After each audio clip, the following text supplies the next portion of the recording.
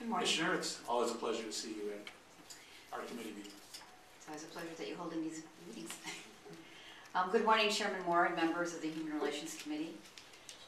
Thank you for addressing this timely issue of lesbian, gay, bisexual, and transgender individuals in sports. My name is Noriega, and I'm Commissioner of the Chicago Commission on Human Relations. The City of Chicago has taken a firm stand against hate and bigotry and have identified 15 protected classes in which discrimination is prohibited. Sexual orientation and gender identity are among the protected categories. The Commission enforces the Chicago Human Rights Ordinance and the Chicago Fair Housing Ordinance, which prohibit discrimination within the City of Chicago. The Commission on Human Relations also promotes appreciation of Chicago's diversity and works to eliminate prejudice and discrimination, which just means that the commissioners, the advisory council members, and staff conduct proactive programs of education, intervention, and constituency building to discourage bigotry and bring people from different groups together. As you can well imagine, my testimony today is in support of the call for the commissioners of men's sports to publicly support lesbian, gay, bisexual, and transgender LGBT athletes and to sanction homophobic behavior. In general, my reasons are based on a value for human dignity and the respect of civil rights for all people. My support for this resolution can be narrowed down to two reasons. One, the commissioners have the power and the community standing to make professional sports more inclusive. And two, we're all in need of role models who are free to pursue their professional development and not be burdened by prejudice and discrimination.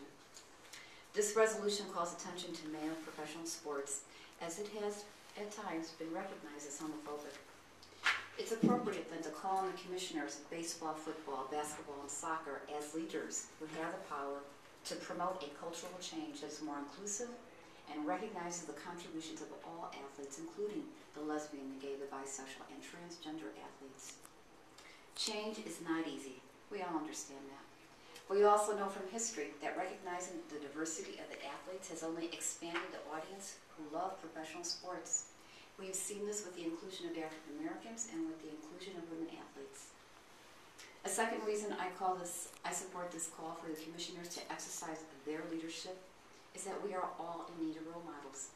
Youth and adults need to see that athletic performance is not contingent on sexual orientation or gender identity. And that if an LGBT individual reveals their identity, they will only be judged on their athletic performance and not suffer the consequences of prejudice. LGBT people in particular need to see that sports is a viable option for them as well. Studies have shown that lesbian, gay, bisexual youth are between 3 and 7 times when compared to their peers to have reported attempting suicide. If we care about youth, all youth, then as adults, we all need to work to contradict the negative messages associated with an LGBT identity. Let me add that suicide and depression are not only risk factors for LGBT youth, but for adults as well. We have one brave athlete who has recently come out while still playing a team sport professionally. Male professional athletes have not felt safe enough to come out during their playing career and have generally come out after retiring from their professional careers. Each LGBT athlete who has come out has spoken of the anguish and suffering they experience in maintaining their secret. In conclusion, I'm in support of the call for the commissioners of men's sports to publicly support LGBT athletes and to use their authority to sanction homophobic behavior. And to reiterate my two reasons, one, the commissioners have the moral authority and power to facilitate a cultural change. And two, we all need role models to understand that an LGBT identity does not preclude athletic ability. This is an especially important message for LGBT youth who are at a higher risk for suicide and for LGBT professionals who play professionally in a very public forum but suffer in silence the burden of an LGBT identity.